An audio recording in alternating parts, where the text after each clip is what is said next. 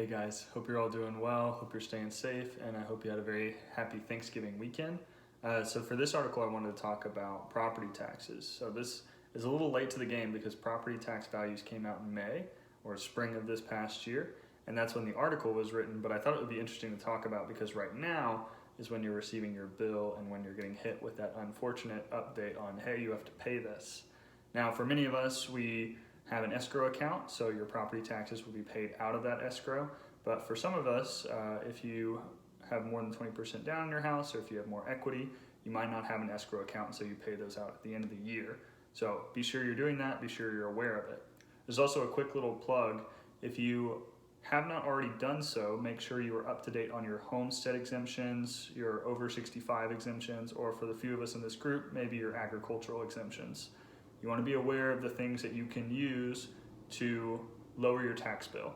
If you bought a house this year with me, you will be filing your homestead exemption in January, and I will reach out to you at that time with more information and later videos. So let's kind of get into it. With the tax value increases this year, I think we kind of all widely expected it. We all felt it, and the biggest change was just COVID. There was some talks at the beginning of this year that maybe Governor Abbott would suspend property value increases because of the pandemic. He did not, and so here we are. Nobody would have anticipated that we'd be at this point at the end of the year in terms of the market value and the increase that we've seen. So there's some benefit to that, but at the same time, market value increase doesn't mean much to us if we have no intention of selling.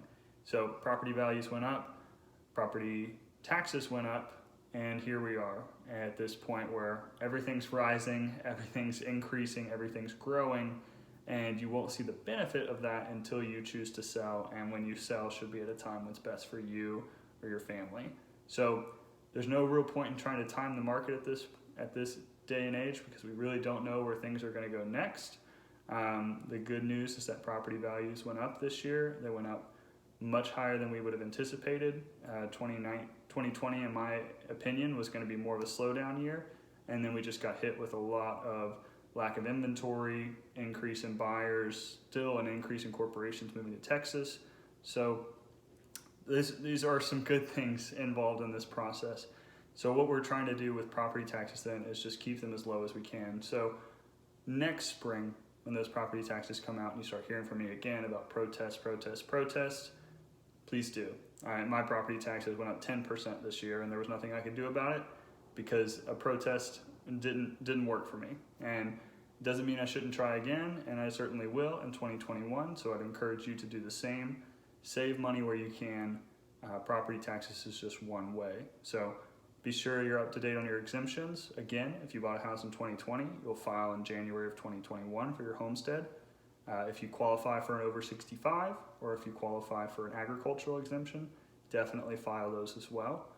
And remember to protest when that next time comes around.